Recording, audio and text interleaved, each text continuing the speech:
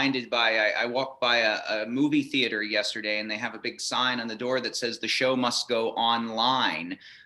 So it's good to be online today with all of you for our next installment here. And I'll share my screen with you. We are at King's College Chapel in Cambridge, England.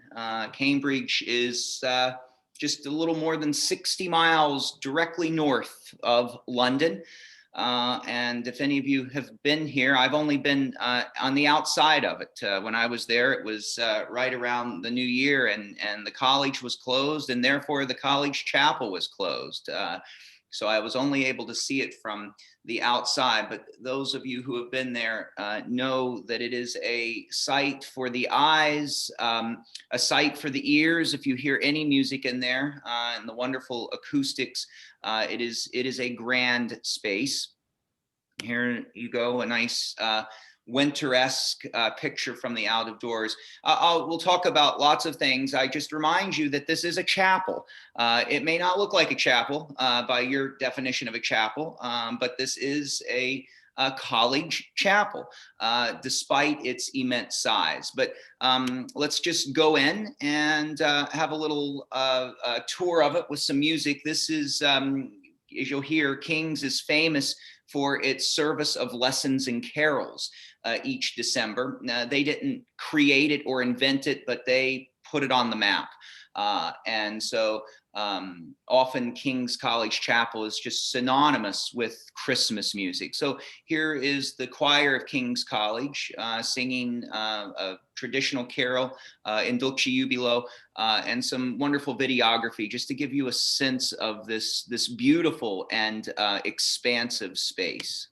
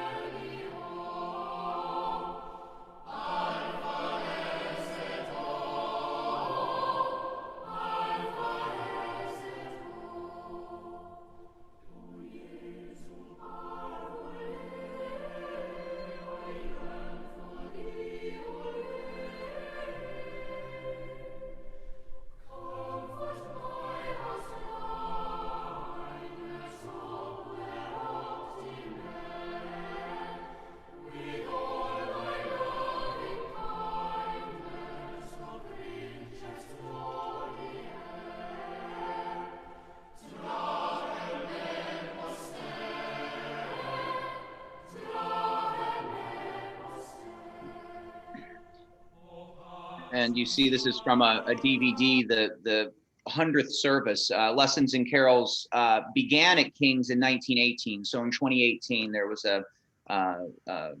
lots of additional, even if there possibly could be more pomp and circumstance, and they made this commemorative edition. I'm just going to stop sharing here for a moment and make sure. Sometimes I understand the volume's a little soft, so there's one thing I can potentially do to bring it a little louder. Maybe that'll work. So here's another picture of it again there.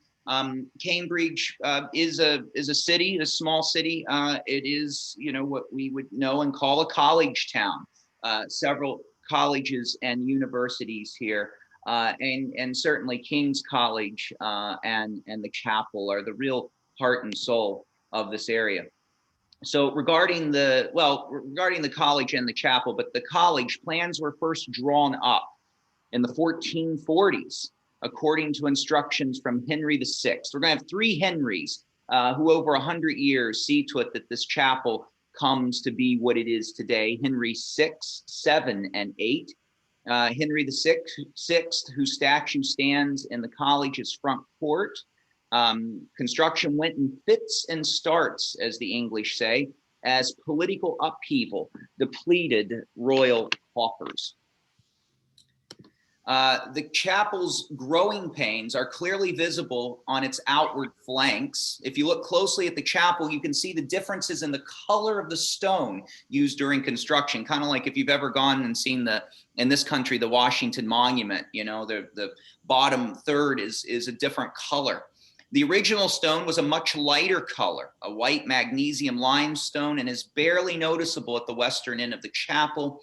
It reaches much higher at the eastern end.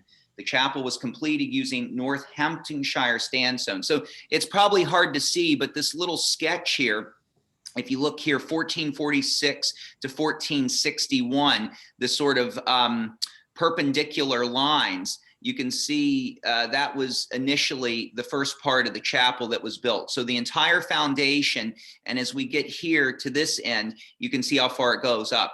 In this 8 or so year period, 1477 to 1485, these diagonal lines will show you that the cathedral went higher up. You can see the buttresses on this back side, and it got higher in the back. And then when it was completed, 1508 to 1515 is just clear white. So you can see the construction of it really went in 3 different phases. If you look closely at this picture, you see the white sandstone here is of a different color than the darker. So this was the first phase here, and along it's discolored here at the bottom. But all this white would have been the earlier part, and then the second wave would have been this upper part, and then towards the other end would have been the third phase. So we started with Henry VI. Henry sort of has a very unfortunate ending to his life, as a lot of them did. And late in his reign, Henry VII came to the rescue, sending funds in 2 installments. An oak chest on display and a side chapel contained £500 to fund his predecessor's vision of this chapel building. So there is one of the cases that Henry VII sent £500 to get the work going again on this chapel. Several hostels, a church, and half a street were cleared originally to make way for the chapel of impressive dimensions. The size was inspired by the king's visit to Winchester Cathedral. All this to serve a college with just 20 scholars. Okay, pretty amazing. And as I sort of alluded to earlier, is this really a chapel here at the top? This is an old sketch. Here is the length of the chapel. It extends the length of the what we might call a quad. You can see here the other academic buildings. None of them remotely have the interior space that the chapel maintains. It's nearly 300 feet long. It's the size of a cathedral, yet it's a chapel. It's a vast space. It's a chapel only because it is the sacred space. It is the worshiping center for the life of this college. That's what makes it a chapel. But Henry VI, and followed through by 7 and 8, had a grandiose vision for this chapel, much grander on a scale of size than you would think of a chapel. I mean, for all intents and purposes, this is a cathedral, and the layout is cathedral-esque as well. Here's Winchester Cathedral, where the inspiration and the size came from. So you can see there's some similarities here. The vaulted ceiling, which we'll come to in a minute at King's, this is nothing compared to the ceiling of King's, but few ceilings in the world can be compared to that of King's. So here's King's again, our lovely gigantic chapel, and to sort of separate it, even give it more of sort of a twist and turn, or to make it even more complicated as a chapel. The King's Chapel has a rood screen. A rood screen is an architectural element from the Middle Ages or early Renaissance. It separates the choir or chancel, the area around the altar, from the nave, the area set apart from the laity. So over here's a little sketch of a church, of a cathedral actually, and the red line is where the rood screen is. Now, rood screens do appear in parish churches and smaller churches, Often when they're there, though, you can see through them. King's Chapel sort of follows in the English cathedral tradition, where the rood screen is not a screen; it's an enormous wall. It's a fortress. And you can see the picture of it here. This is the rood screen. So if you attended a service, you would be seated in these chairs, but the priests, the choir, all the leaders and the clerics would be on the other. You would not be able to see them because of the acoustics. You could hear some, but the visuals are hidden from you. Now, the rood screen at King's was built during these 4 years, 1532 to 1536. And the dark rood screen was commissioned by Henry VIII. So we had Henry VI, Henry VII, kept things moving along. By the time Henry VIII comes on the scene, the chapel is structurally there, and it's up to him to deal with decor and nuance. So the screen was commissioned by Henry VIII and his, I didn't coin this phrase, but I liked it, temporary wife, Anne. Their initials, H and A, Henry and Anne, can be seen carved in certain places. Now, it's very interesting that the year that the rood screen was completed, 1536, is the year that Anne Boleyn met her very unhappy ending. Here is Henry and Anne. And here is the rood screen at King's College. And here's one of the many H's and A's. And very interestingly, they're intertwined by this vine, showing their love and their marriage and so forth. But if you know the story, it all ended very tragically, and Henry didn't carve over the A or change it, or the H and the A's are actually throughout the chapel, and they remained. Here's another shot of the rood screen. Here's an H and A on this side, and yet another one on this side as well. And the rood screen, we could just spend hours just looking at the rood screen and all the ornate. Every carving is an important symbol, some theological, some political, and it's fascinating all that is tied into this rood screen. So back to the rood screen. On the left is the picture. This is the nave side. This is for the laity. And here, if you walk through, this picture on the right just shows you how thick the rood screen is. And this massive pipe organ, of course, sits on top of the rood screen. Another English cathedral tradition and layout. But again, this is technically not a cathedral. It's not a cathedral. But when you walk through the rood screen, you end up on this side, which is the choir side. So up against the rood screen is where the choir, and in this case, the very famous choir of men and boys, would sing, and then the rest of all these seats would be for clerics and cathedral, in a cathedral setting, the monastic communities and so forth. So a bit of a strange layout. Other English university college chapels have sometimes a similar arrangement, but King's is very very intensely cathedraled in that way. What makes the chapel interior so exceptional is its stonework. And that is the first thing that comes to mind is the ceiling. But as you can see in this picture, the walls are just as exceptional as the ceiling in many ways. Regarding the ceiling, its fan vaulting is the largest in Europe, sometimes described as one of the wonders of the world. Entering the building, the visitor is struck first by the upward reach of its fluted columns, and then by the repeated armorials, which bear the symbols of the most powerful and only recently united families in the land.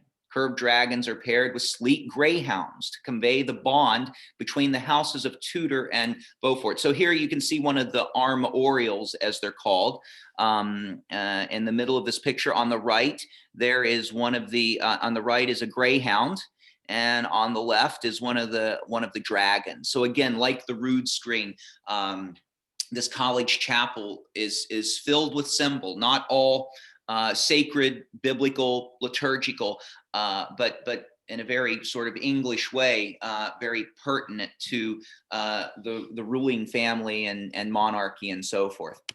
The fan vaulting of the nave is the largest in England and manages to make the huge stone ceiling look delicate and almost as if it is draped in lace. It does. If you look at the picture, it looks so elegant, but that's stone. We have Henry VII to thank for this. He left £5,000, a huge sum, 2.4 million in today's money, for the vaulting to be completed after his death. The master mason, John Wastow, was responsible for the glorious vaulted ceiling. It only took 3 years, if you can imagine, to complete, between 1512 and 1515. Here's another picture of it for you. Just really incredible. And this is looking from the rood screen towards the front, the east front, if you will. In cathedrals, in churches, traditionally, historically, the altar is to the east. And here's one more picture that shows the vaulted ceiling with the incredible stained glass as well. So King's Chapel also houses a collection of medieval stained glass windows that is extremely valuable. So valuable, in fact, that they took all of the glass out of the windows at the start of the Second World War in order to protect it from being damaged. They were very smart. You know, Europe lost so many treasures, but if we're just talking about cathedrals and churches, stained glass, instruments. I often lament, you know, there's not really an organ in Germany that exists today that in the way Bach knew it. There were up until World War II, and the bombs took care of those instruments. So King's was very wise to remove their glorious stained glass. The glass was buried in the cellars of a nearby college during the war. The painstaking process of restoring and replacing the glass once piece returned once more was completed almost 5 years after the end of the war. It was the world's biggest and most expensive jigsaw puzzle.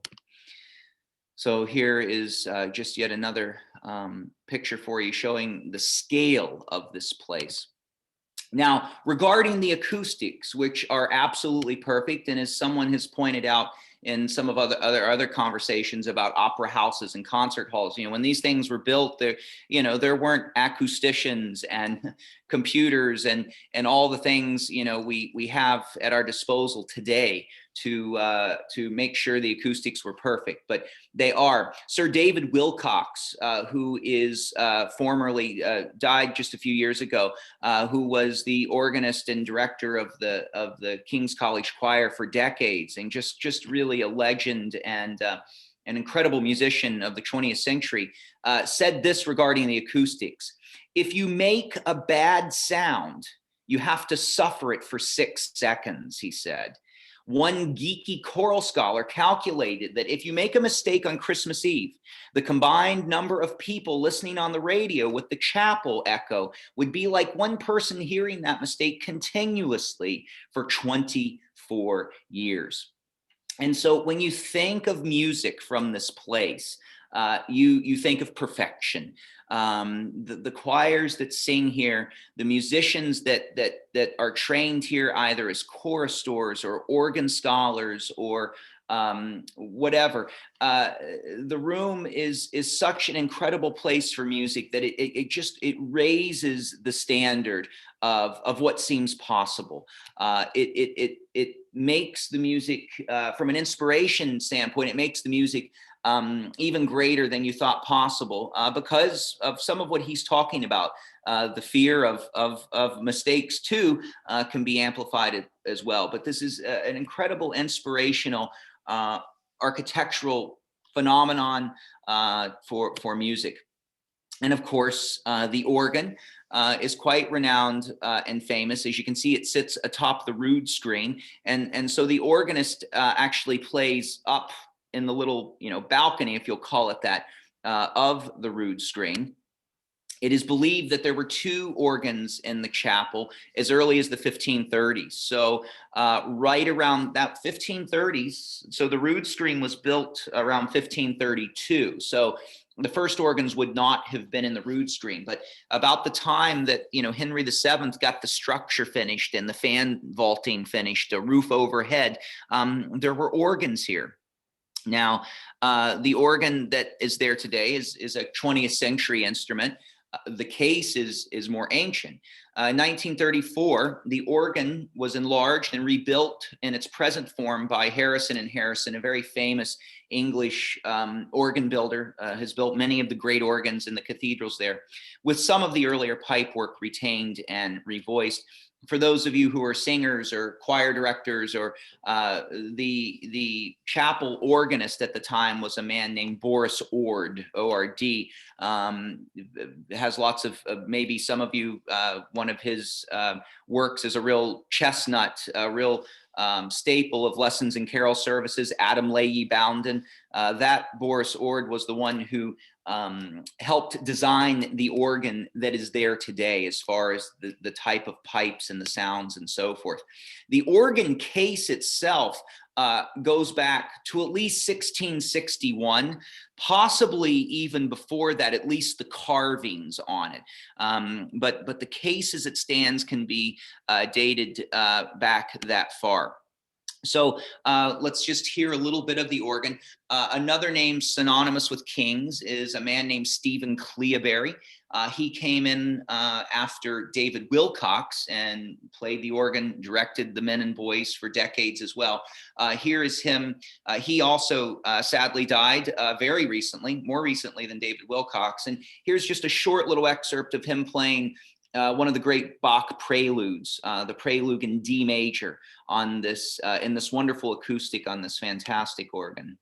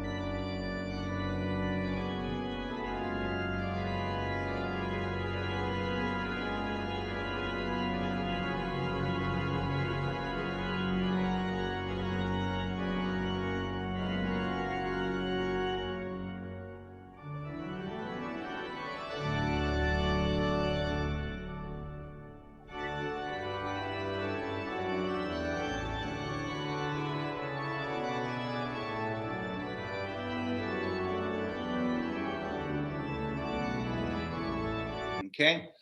And then in 2016, the organ was restored, cleaned, revoiced. The design essentially was kept the same, but they rearranged where some of the pipes lived within the chamber. And actually in 2016, when it was completed, there was a real scandal because the organist who was invited to play the dedication recital was an American. And he was smart to play all English music mostly, but it was quite scandalous. And a very young organist named Nathan Lauba, who those of you who know Julian Petralia, that was Nathan was Julian's teacher at the Eastman School of Music. So here is a short clip of the restored organ. This is another young and brilliant organist who is, well, he's not now, but he was the organ scholar at the time at King's. He's playing some 20th century French music by Olivier Messiaen. It's a Christmas piece. It's called the Nativity Suite, and the last movement, the 9th movement, Messiaen was very symbolic. Nativity, Mary pregnant, 9 months. So he plays the 9th movement, which is titled God Among Us. So here's an excerpt from that.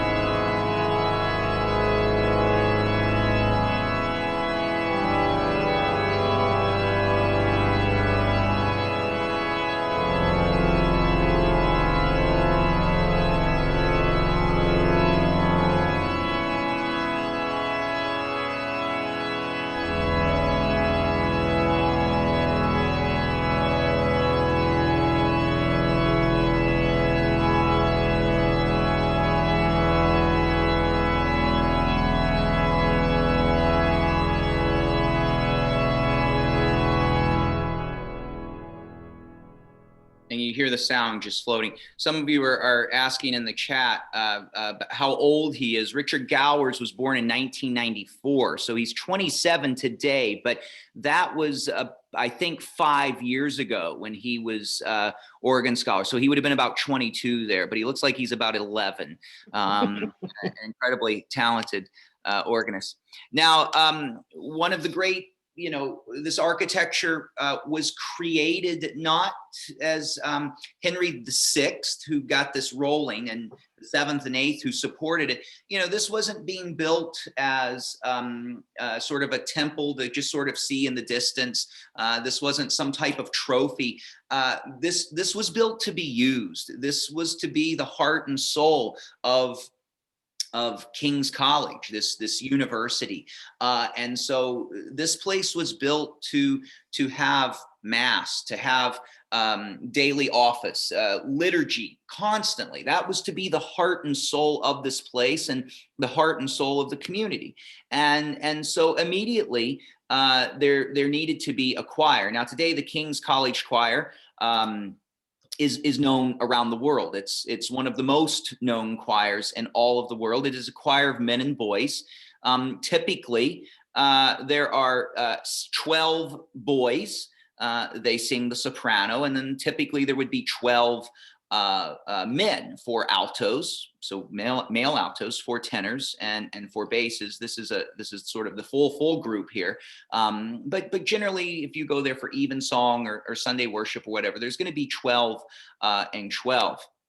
Now, 2 of the earliest boy choristers in this King's College Choir were 2 extraordinarily famous men who really helped shape modern polyphony. Orlando Gibbons and Christopher Tye. If any of you have sung in a church choir, college choir, choir of any sort, you've encountered along the way, whether you realized it or not, some Gibbons and some Tye.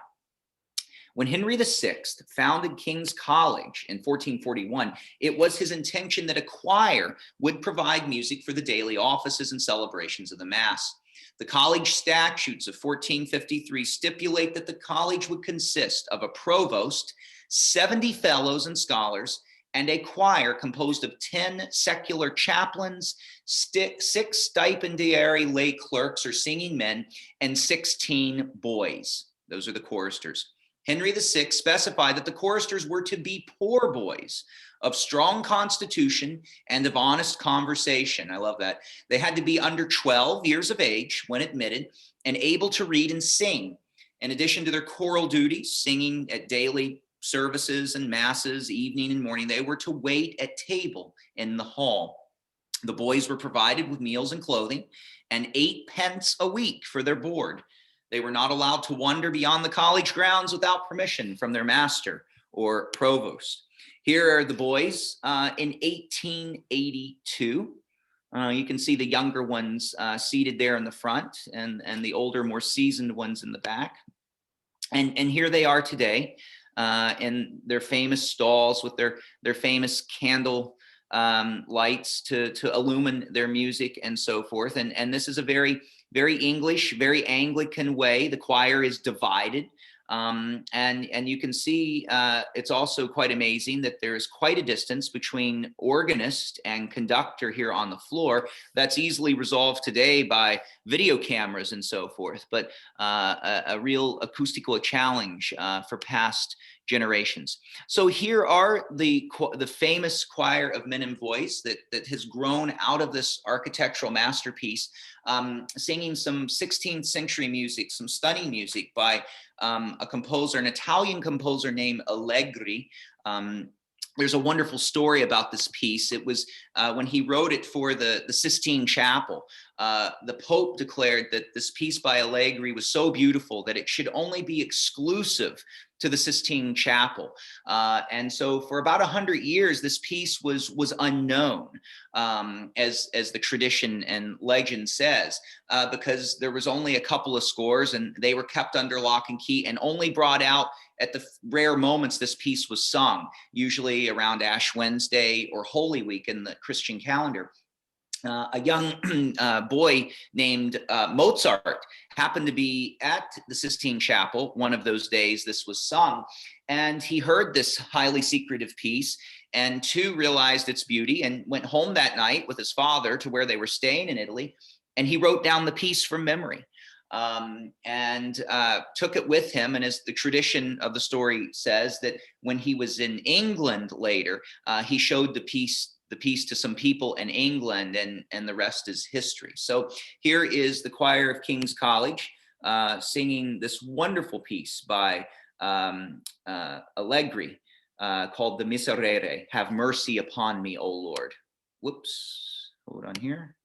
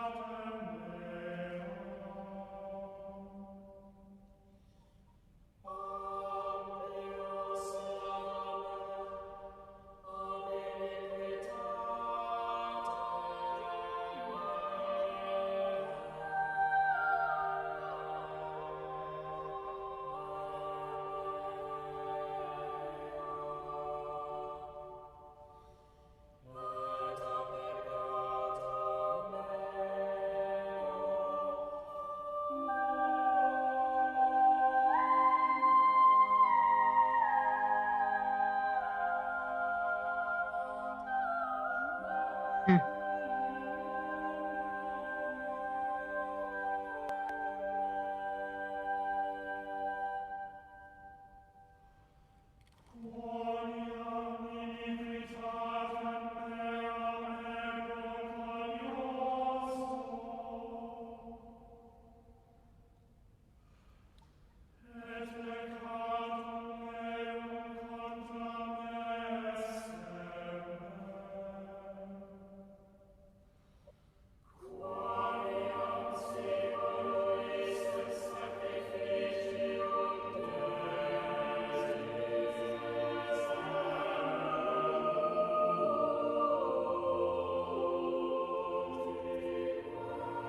Let me just stop it there so that we can move on. Now, one of the great, again, we often think of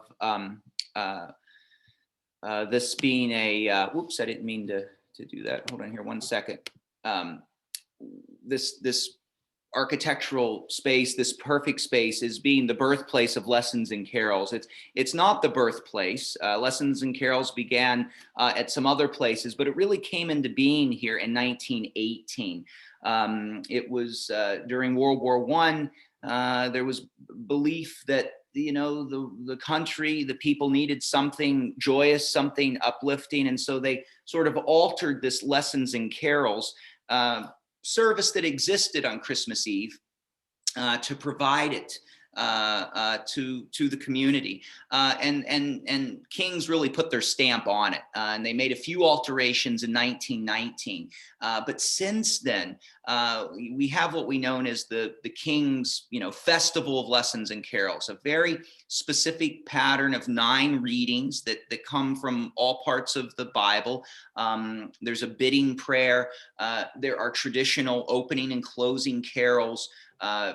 Very traditional voluntaries that are always played with some additions and so forth. And in modern times, each year, some of the most beautiful Christmas music has been composed as a result of this, because each year King's College commissions a composer to write a new carol. And so this place continues to inspire. Here's just a little video that will just give you a little well, here's the program from the first Lessons and Carols back in 1918. But here's just a short little video. I won't play it all, but just to give you a little bit of the flavor of Lessons and Carols today. Today it is watched on Christmas Eve, or listened to, maybe you listen to it on public radio or on PBS. Hundreds and hundreds of millions of people every Christmas Eve tune into King's for the annual Lessons and Carols service. Here's a little overview of that.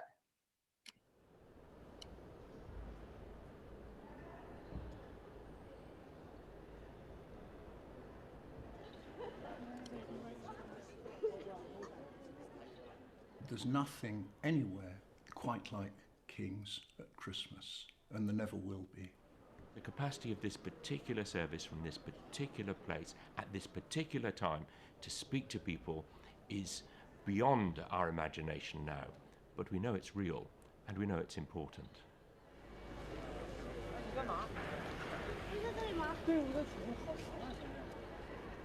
I really like it in the morning when I get up, when we go past the queue. There must be just about as much competition for tickets as for the cup final. People wouldn't queue through the night otherwise.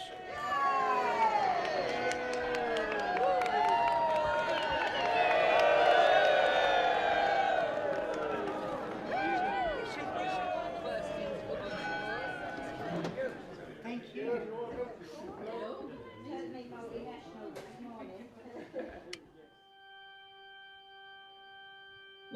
I'm going to skip just a little bit ahead here. So many people who are just waiting for us to sing.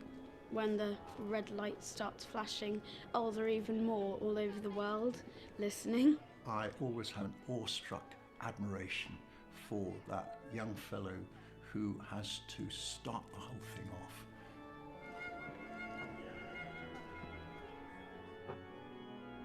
Just a small card, so thank you so much from all at the BBCs. Thank you. Thank you.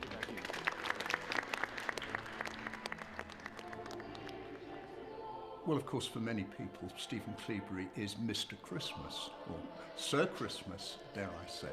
We used to say, "Thank you, sir," but after he got knighted, we had a little saying, "Thank you, sir, sir," or some people said "sir" squared. It's impossible really not to be in awe of what he has done for the occasion and therefore for choral music around the world. I, for one, on the occasions I've been present, go out walking on air. Has the congregation as well, because they'll be late.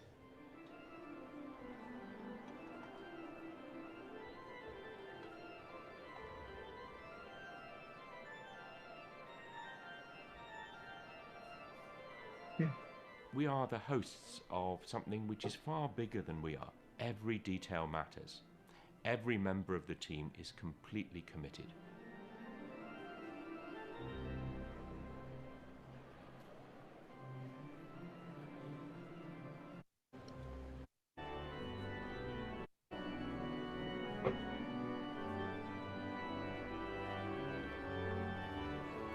So it's neat. It just gives you a sense of the size and scope. And I just love that people are camping out overnight to get their tickets. I mean, when in the music, in the classical traditional music world did you get that? The only other, wonderful example I can think of is years ago when James Levine was still conducting the Boston Symphony, and he fell ill 24 hours before a major performance of the Boston Symphony with Elijah.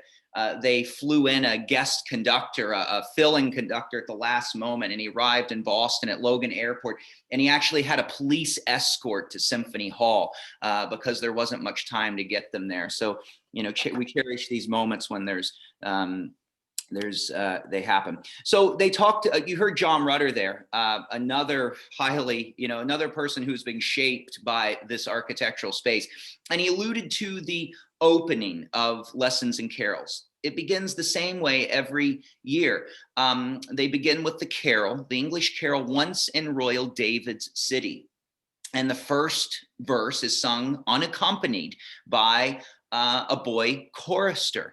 And as the tradition would have it, again, you saw the hype, you know, the recording, the red light goes on, and then that boy starts to sing. And the tradition is the boy who sings doesn't know that he's going to sing until just moments before that, lest he become too nervous and have too much time to think about it. So moments before the lessons and carols begins on Christmas Eve, then Stephen Clearberry would point moments before to the boy who would sing for hundreds of millions of people around the world live. So here's that very beautiful opening.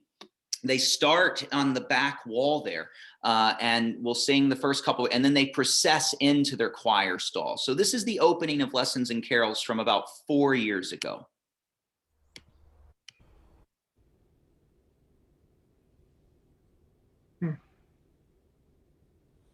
Once in old David's city stood a lowly cattle shed, where a mother laid her baby in a manger for his bed.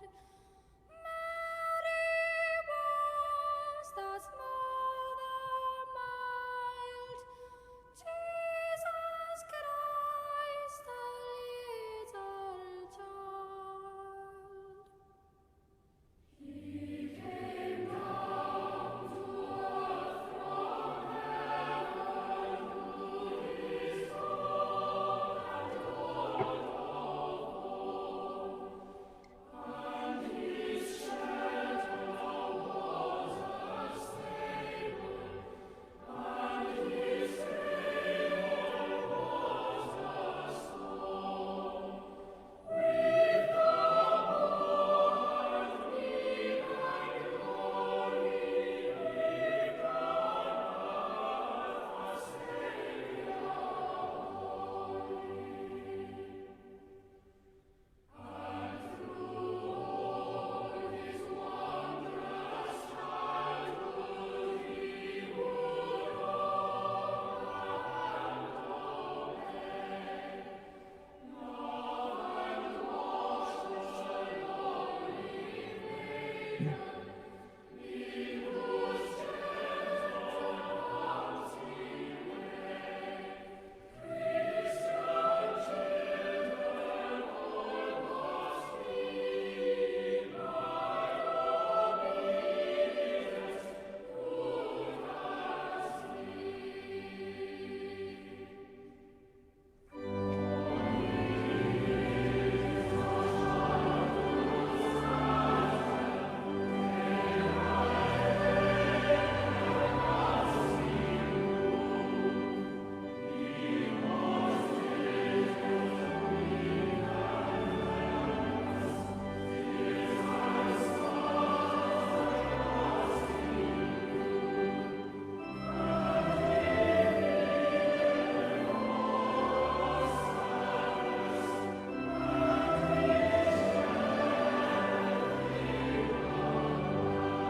So you heard that the choir, the congregation joins in on the third verse. Now, this video camera, if you look here on the right, you can see some organ pipes. This video camera is on top of the rood string looking into the choir. So remember, there's even more space behind with more people. But in this cathedral design, chapel design, they can't see beyond the rood string. So all of this action is hidden from them, but they are able to hear, and the organ pipes speak both directions. So the organ does accompany them. Someone is asking about the pitch. How does the boy know what key to start in? And a pitch pipe or a tuning fork, probably, I imagine one of the scholars, one of the choral scholars, is there to make sure to help the boy use the tuning fork or the pitch pipe to get him off and running on the right key. There are so many people throughout the centuries who, have trained here. This architecture has inspired them. Stephen Clearberry, who you just saw, is one. John Rutter, way back, Orlando Gibbons and Christopher Tye and so forth. David Wilcox is yet another. And so many of his arrangements, especially of Christmas carols, are the ones we know today. I'll just play a little excerpt of "O Come All Ye Faithful," which he wrote for King's College Chapel, 4 lessons in carols, and choirs all over the world sing now that harmony, that descant, that arrangement. It's so popular that you even hear it. If you're in a shopping mall at Christmas time, you'll hear Christmas carols being piped in, played by digital keyboards and stuff. And when they play "O Come All Ye Faithful," often they're playing the David Wilcox arrangement of "O Come All Ye Faithful." So here's just a little bit of that. I'll get it started, and then I'll skip over to the verse with the famous descant.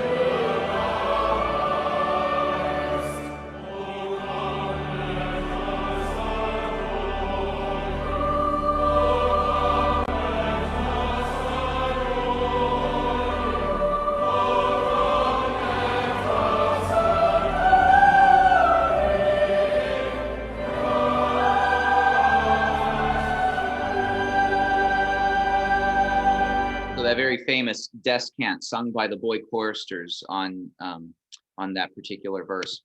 Now, the King's College Chapel has also been the birthplace for many great singers, performers, and one of the groups that is most known is the King's Singers.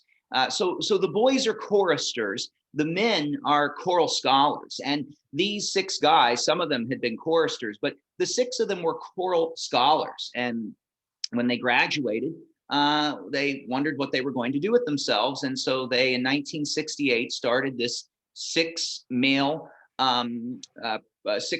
male singing group.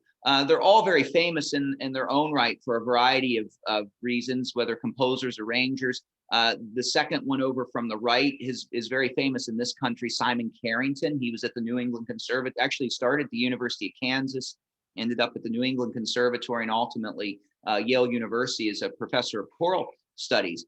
But they had their training at King's, and their career really set forth from that place. They were a sensation in England and throughout Europe, and could sing anything, ancient music, contemporary music.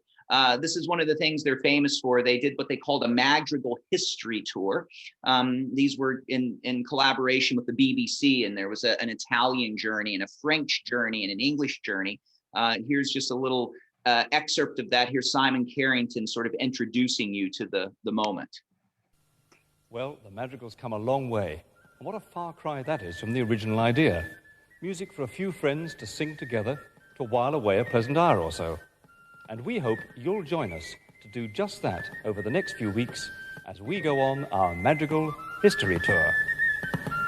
Now is the month of May, when merry lads are playing. Fa la la la la la la, fa la la la la la la. Now is the month of May, when merry lads are playing, fa la la la la la la, fa la la la la la la. Each with his bonny lass upon the greeny grass.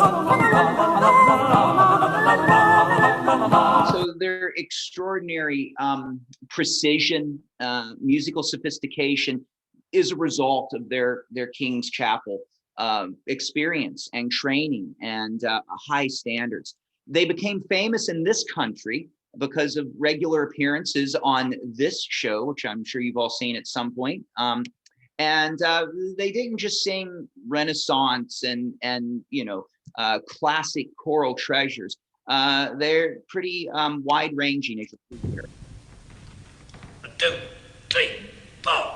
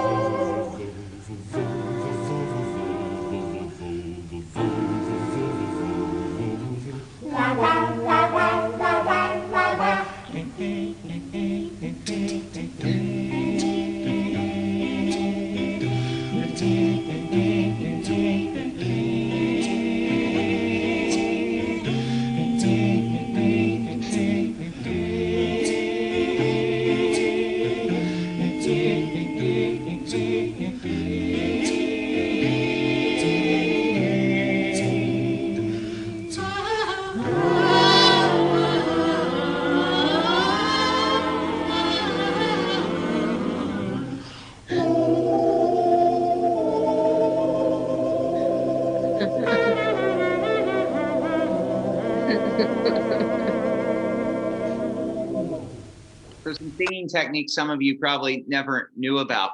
Now, the King's Singers are still alive and well today as an ensemble. None of the original members are still singing with the group, and there have been different generations. But the King's Singers, there have been many groups that have grown out of King's College Chapel. But the King's Singers are really the one that has sustained and had a journey. And it was really fascinating, the pandemic and all that it has done has disrupted and destroyed so much. But the pandemic, just a few months ago, incredibly brought the King's Singers back to their roots at King's College Chapel.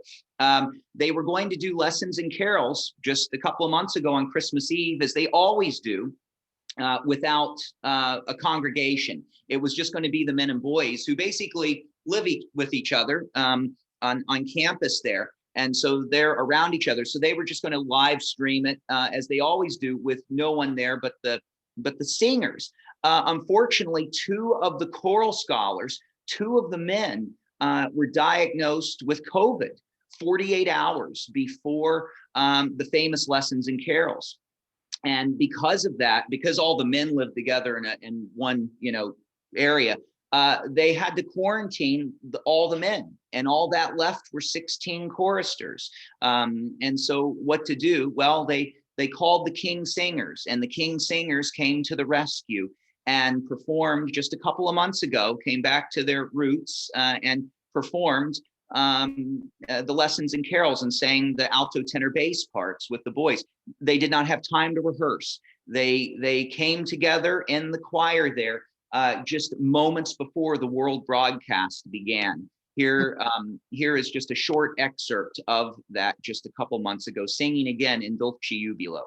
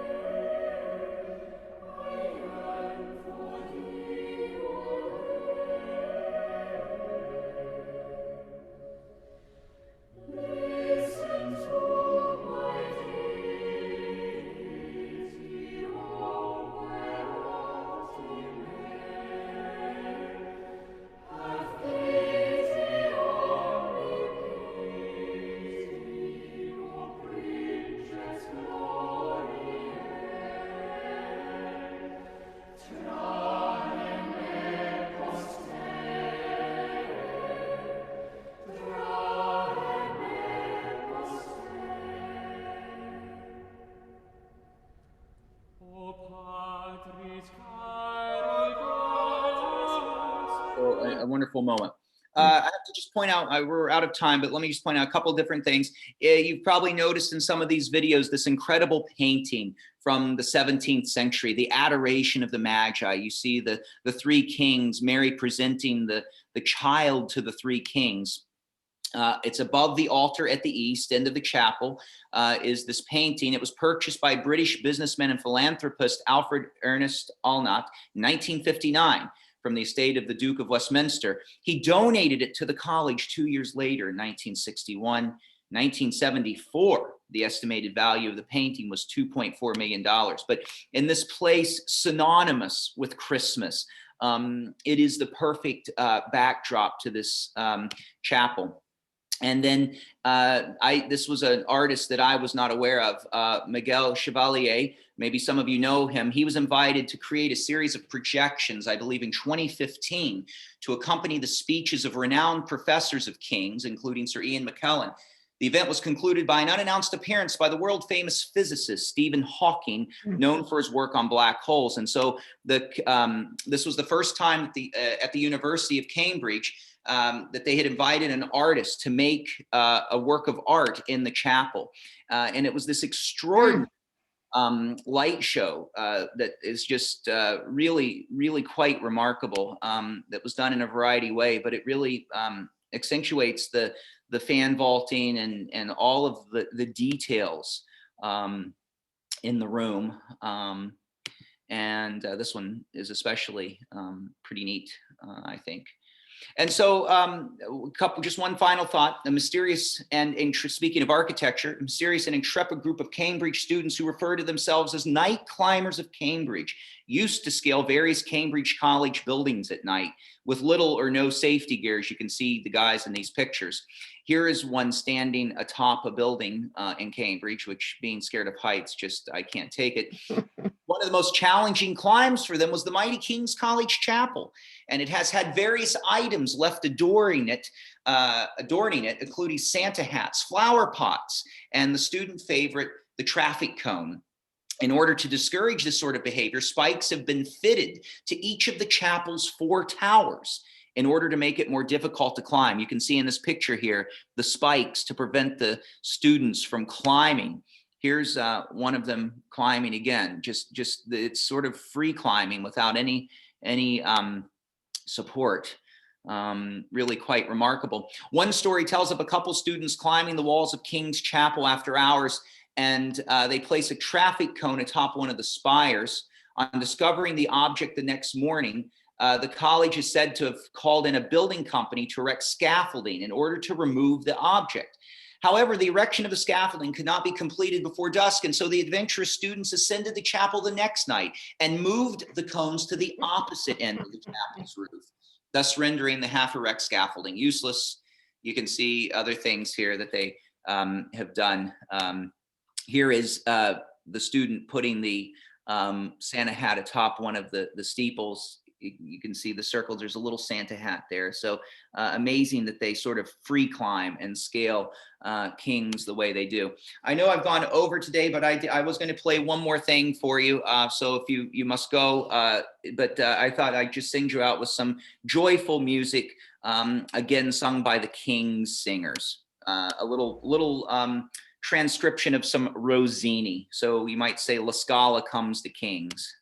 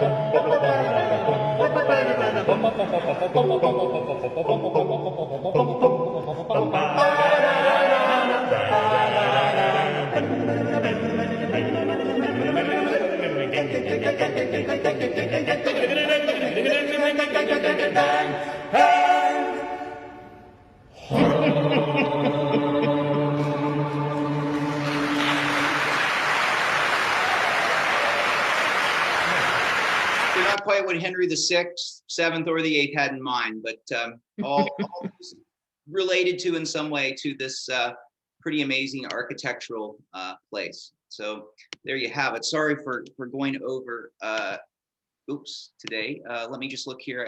There's been lots of chat here, so let me see if I've left anything Yes, Jack Russell, who spent some time at King's. If you'd like to tell us someone who has spent some time studying there. Sure. And did I answer anyone else's? Did I forget? Sue Doherty had a question. Okay. Was that? It was, I don't think I got that. are the tickets different in behind the screen and in front of the screen? Oh, yeah, that would be, yeah. I think if you're standing in line, you're only going to get a ticket on the nave side. The choir side would be for patrons and, probably people selected by the college and so forth. Yeah, and when they do lots of concerts, the men and boys choir do concerts all the time at King's, and when they do that, they bring them out in front of the nave. So often they'll do a performance of Handel's Messiah with a little Baroque orchestra, and they won't do that in the choir. They will come out and perform that on the nave side of the room. Any other questions? I do. Wait a minute. Yeah, Barbara. You're muted. Unmute yourself. Joe, hi. How does the young chorister know which note to begin on without any pitch? Someone has a pitch pipe or a. Oh, he gets a pitch pipe ahead of time. Okay. Yeah. I just thought that was brilliant if he knows exactly what key they're going to be. Well, and remember, the boy doesn't know. Right.